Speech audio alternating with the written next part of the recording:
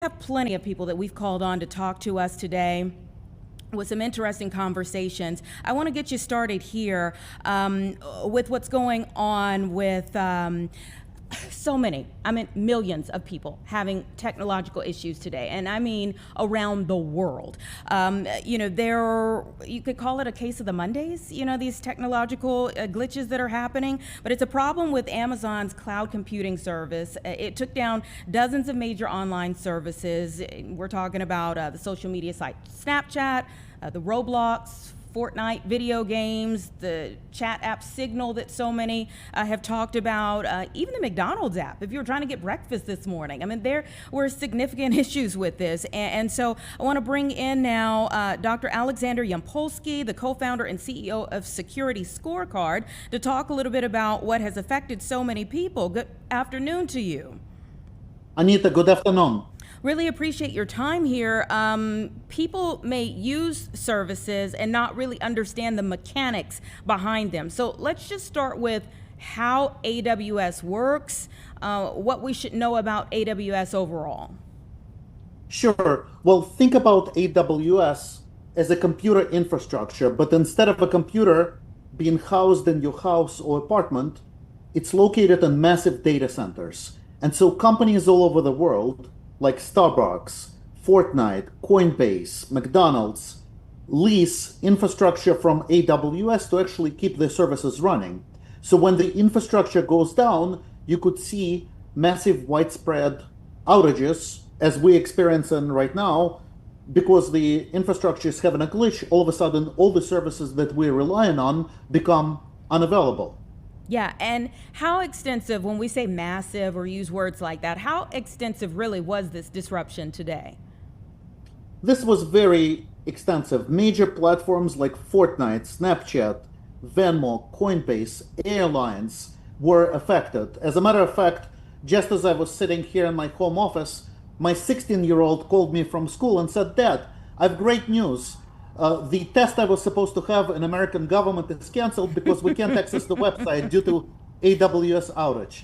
And according to the research that Security Scorecard has done, today, 90% of the world's global attack surface is served by software from only 150 companies. So think about companies like Amazon. So you have a very significant systemic concentrated risk where if one of these companies goes down, it could have really massive disruption. Yeah, you call it destruction, and your son would call it something totally different. It's interesting how different He said generations it's the best day ever. Yeah, it's a holiday for them. Some of the users I was reading of the company's Ring doorbell cameras and Alexa-powered smart speakers posted on a system called Down Detector that they weren't even working. So I'd really like you to touch on the kind of dangers an outage like this poses or creates for people. Sure, well, absolutely. If you have an outage where your security system is not recording the information because it can't contact the infrastructure, then you could have a blind spot in your security perimeter and security defenses because it goes unattended. So now this outage, it's not related to cybersecurity, it's related to just uptime of a system. But this third-party interconnectedness that we experience in today's world, it's not just for uptime, but you also have cyber criminals and hackers also take advantage of these interdependencies where they can go break into a software of one company and then use it as a jumping pot to go break into many other companies. So we really became very interconnected and reliant on each other, and that underscores a potential fragility in so much interdependence. Yeah, I guess maybe talk a little bit more about that, because it seems like we're not headed in a direction of less reliability, but more and fewer companies that are handling all of this. That is indeed the case. So we have fewer and fewer companies handling our infrastructure. So that means that a failure by one of these companies can affect and create a massive disruption. I think that's a signal that we need to change the mindset of how we design our systems. We need to shift into resilience in mind. Let's assume that sooner or later, the systems that we rely on are going to shut down or they're going to not operate. So how do we design our environment and our systems in a way where those systems can recover and very quickly get back online and running, even if the systems are compromised? As an example, you might go to your favorite coffee shop next to your house. What's your plan B if that coffee shop is not available? You might have another coffee shop down next door. So we need to build the same resilience and backup plans into how we operate in today's world and environment. Yeah, really good point there. The company said that they were actively working on the problem today. How do you pinpoint a fix with something this widespread? Or even Yeah, pinpoint the problem with something this widespread?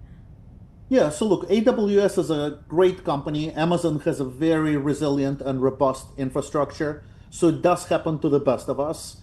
I believe that they publicized and said that the outage is attributed to some type of an internal monitoring system. So usually you have a number of protocols in place. People conduct simulations of what you do when an outage like this occurs, and I'm sure that Amazon has it in place. But I think as the world gets more and more complicated, it's harder to anticipate all the complicated interdependencies.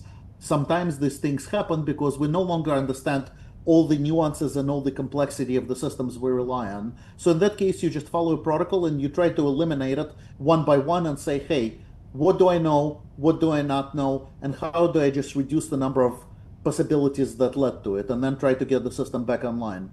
Yeah, and so you said an internal system. We don't believe this was a result of a cyber attack, correct? And how would you rule that out? Like, do you think we'd really know? Yeah, so it's not believed to be a cyber attack based on what we know at the moment.